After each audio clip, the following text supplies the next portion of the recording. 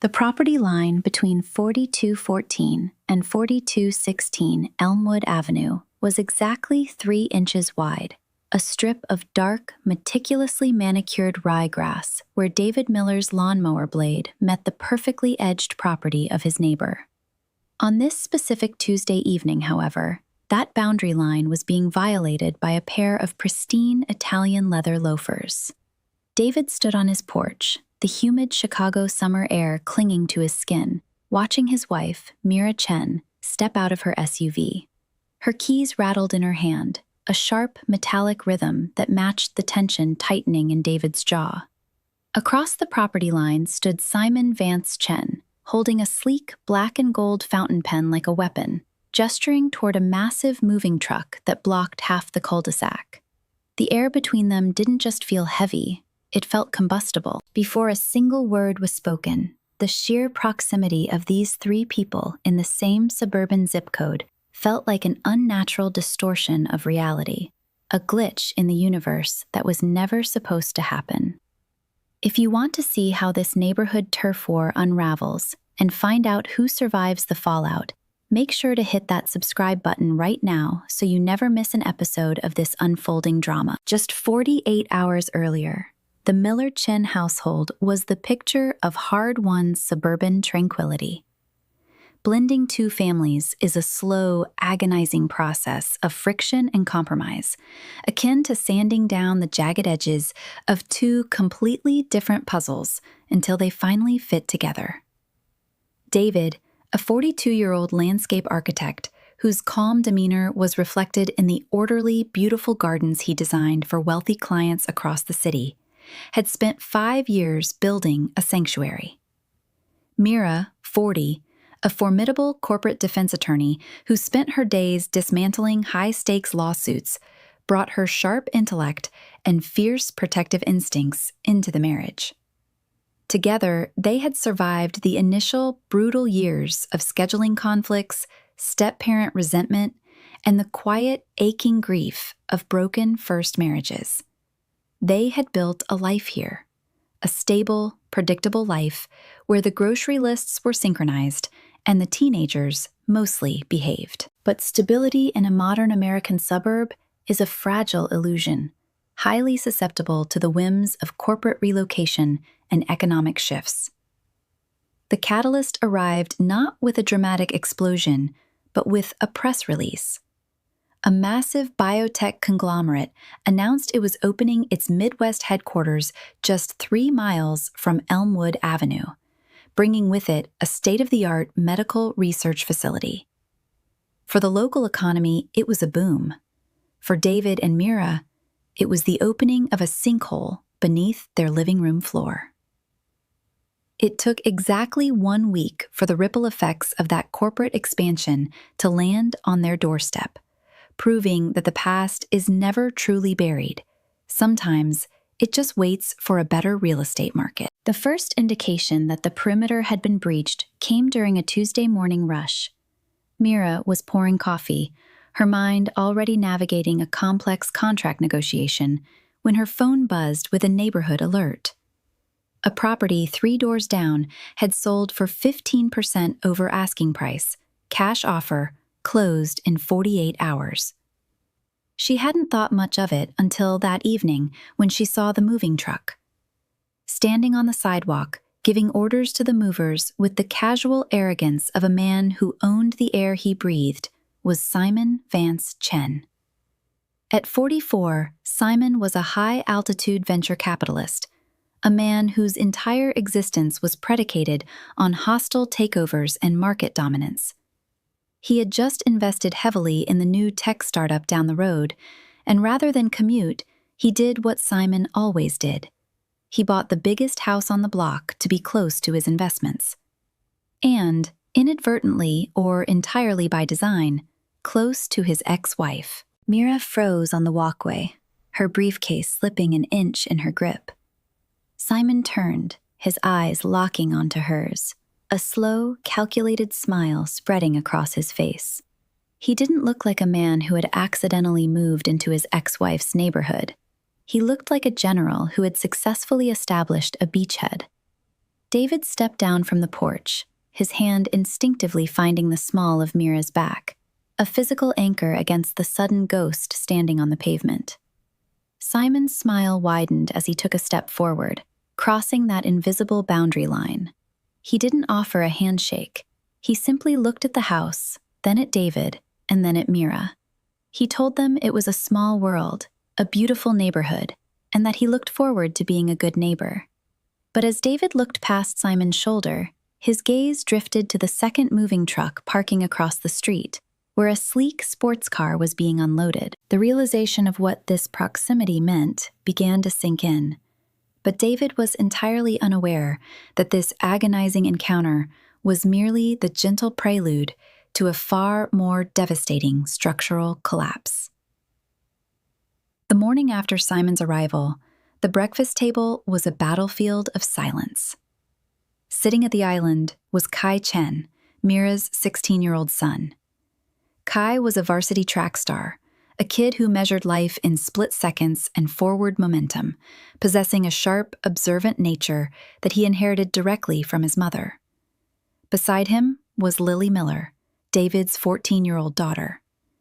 Lily was an artist, quiet and fiercely emotional, her sketchbooks filled with intricate, dark charcoal drawings that served as a fortress against a world she felt she couldn't control.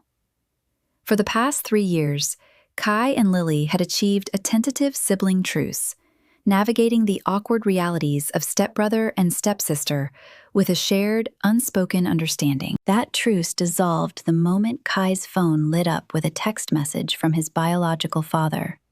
Simon had sent a photo of a brand new, top-of-the-line gaming setup installed in his new house, accompanied by a simple caption, "Your room is ready whenever you want to come over after practice."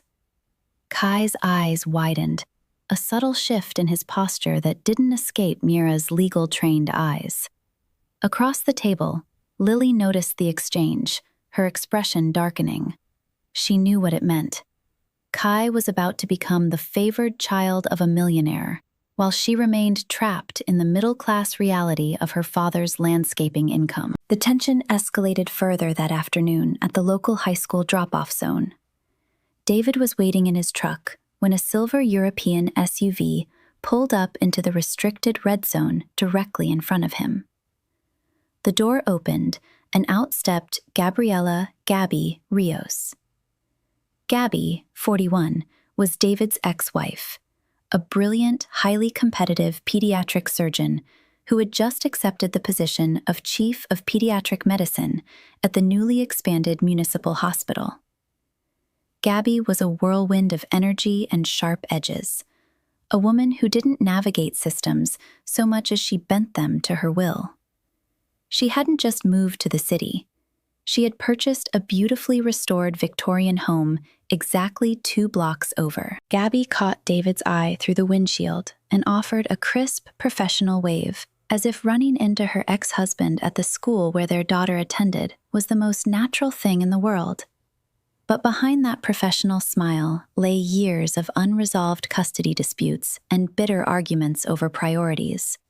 Gabby had always put her career first, a reality that had ultimately fractured their marriage, leaving David to raise Lily largely on his own during her early years. Now, Gabby was back, wealthy, influential, and carrying the heavy weight of maternal guilt that she intended to alleviate by forcefully re-entering her daughter's life. David sat frozen in his truck, the steering wheel groaning under the grip of his hands. The past hadn't just moved into the neighborhood. It had surrounded them. Within 3 weeks, the psychological geography of Elmwood Avenue had completely shifted. The teenagers quickly realized that the geographic proximity of their biological parents granted them an unprecedented level of leverage.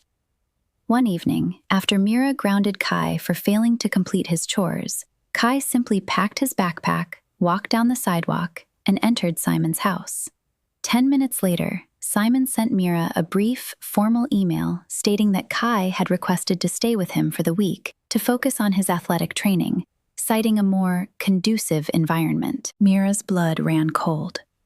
She stood in the kitchen, the email glowing on her laptop screen, feeling the terrifying sensation of her authority being systematically dismantled by a man who used wealth as a solvent for rules. David tried to comfort her, but his attention was fractured. Lily had spent the last 3 afternoons at Gabby's house, returning home with expensive new art supplies and a defensive, distant attitude. Gabby was filling Lily's head with stories of the past, rewriting the narrative of the divorce to paint herself as the tragic, misunderstood mother who had been pushed out. The pressure began to leach into David and Meera's marriage. They found themselves arguing in hushed, furious whispers late at night, their bedroom no longer a sanctuary, but a war room where they debated custody agreements and border control. Every trip to the local grocery store became a tactical exercise to avoid running into an ex. Every block party invitation was scrutinized for hidden agendas. The community itself was beginning to fracture, with neighbors like Nadia, Meera's closest friend, keeping a watchful eye on Simon's frequent backyard gatherings, reporting back on who was attending and what was being whispered over expensive wine. The tipping point arrived in late October, during the annual Neighborhood Fall Festival, an event held in the Central Park of the subdivision. David had volunteered to design and build the elaborate children's hay maze, a project he had spent weeks working on with a small crew. It was his contribution to the community, a physical manifestation of his skill and his place in the neighborhood. On the day of the festival, the park was crowded with families, the smell of apple cider and wood smoke thick in the air. David stood near the entrance of the maze, watching children laugh as they navigated the turns, feeling a rare moment of pride and peace. That peace vanished when Simon arrived, flanked by Kai and a group of influential neighborhood board members. Simon wasn't just attending, he was sponsoring. He had cut a massive check to the Homeowners Association that morning, securing the naming rights for the main stage and bringing in a professional catering crew that completely overshadowed the modest bake sale Meera had organized. Simon walked up to David, a glass of expensive bourbon in his hand, and complimented the maze, calling it charming and quaint, using the words like a subtle insult designed to highlight the difference in their financial statures. Before David could respond, Gabby appeared from the crowd, holding Lily's hand. Lily was wearing a designer jacket Gabby had bought her, looking vibrant and entirely detached from her father. Gabby immediately engaged Simon in a high-powered conversation about a local charity gala, effectively sidelining David and Meera within their own community space. Kai stood by his father, looking distant, while Lily avoided her father's eyes entirely. Meera stepped forward, her legal training manifesting in a cold, precise smile as she addressed Simon and Gabby, reminding them that while they were welcome to contribute to the neighborhood, the boundaries regarding the children's schedules were legally binding and would be enforced by the courts if necessary. Simon laughed softly, a sound that made David's fists clench. Simon told Meera that in this neighborhood, boundaries were fluid, and people eventually went where the resources were. As the crowd began to move toward the main stage for Simon's sponsored announcement, David looked at his wife's pale face and realized that their family was being pulled apart by an invisible, gravitational force. Yet, as he watched his daughter walk away with Gabby, he remained completely oblivious to the fact that a quiet, seemingly insignificant conversation Lily had recorded on her phone weeks ago was about to become the fuse for an explosion that would devastate all of them. By November, the cold Midwestern winds had stripped the trees bare, matching the bleak atmosphere inside 4214 Elmwood Avenue. The house felt larger, emptier, and increasingly hostile. Kai was now spending 4 nights a week at Simon's mansion, lured by the private tutor and the lack of a curfew. Lily's grades had begun to slip, her artistic focus replaced by a volatile temperament that flared up whenever Meera tried to offer guidance.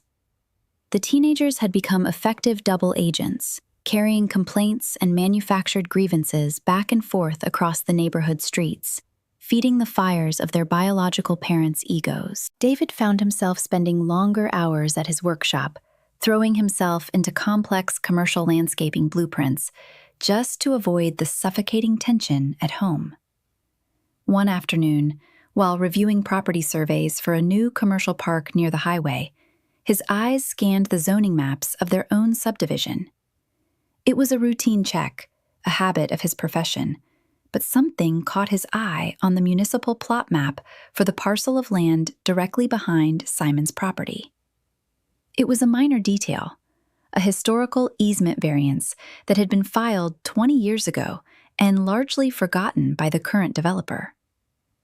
David stared at the document for a long time, his mind connecting the legal language to his knowledge of local soil mechanics and drainage. He didn't say anything to Meera.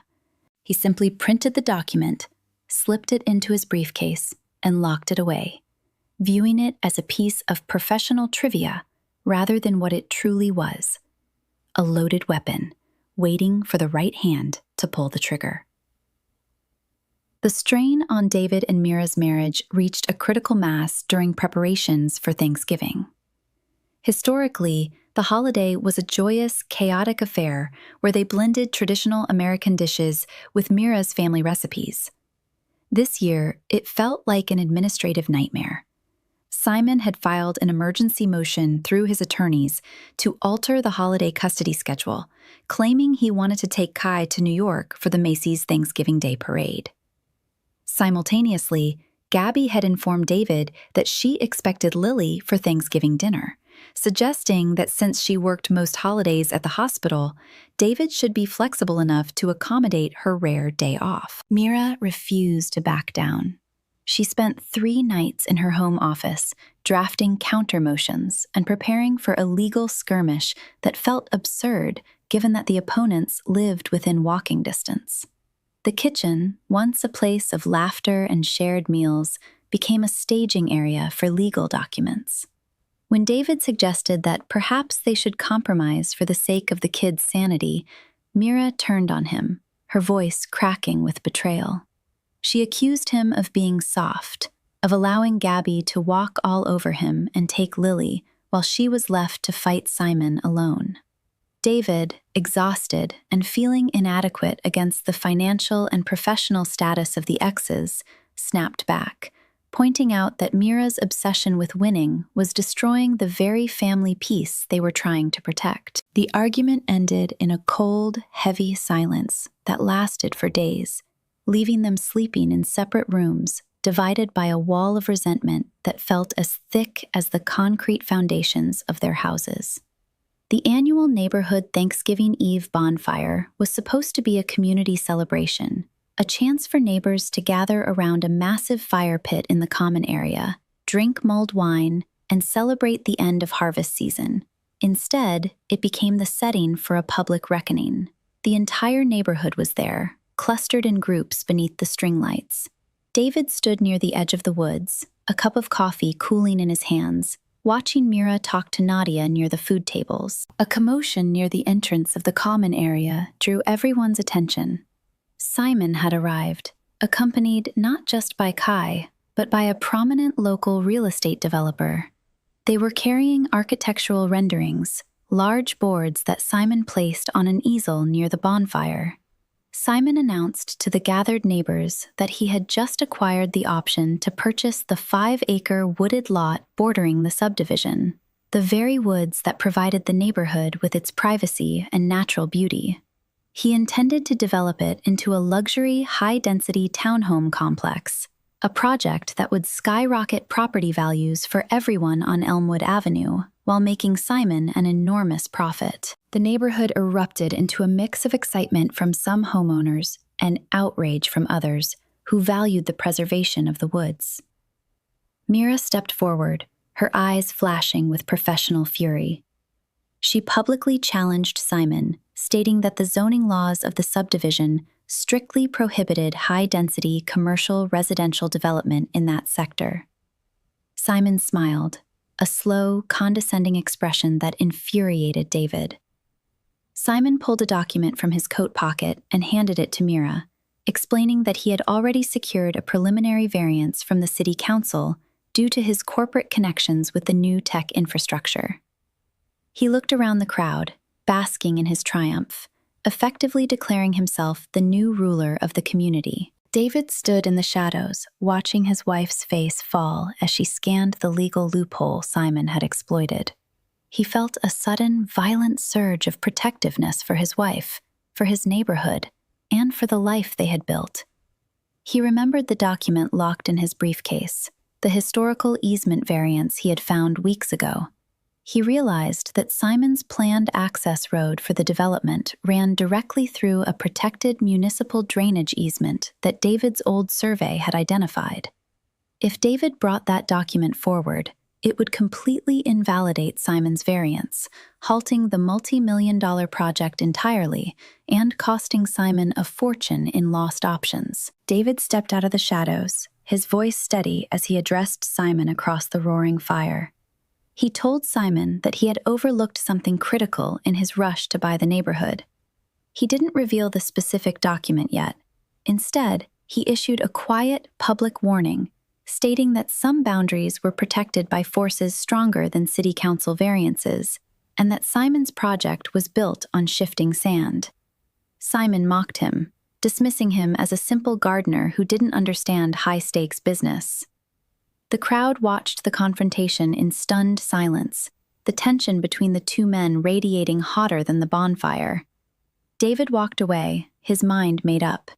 He was going to use the easement document to destroy Simon's plans, completely unaware that the legal war he was about to unleash would inadvertently expose a devastating secret Lily had been keeping, a secret that would threaten to destroy Meera's career and tear their blended family apart permanently. The morning after the bonfire, David delivered the historical easement document directly to the Municipal Zoning Enforcement Office. The reaction was immediate.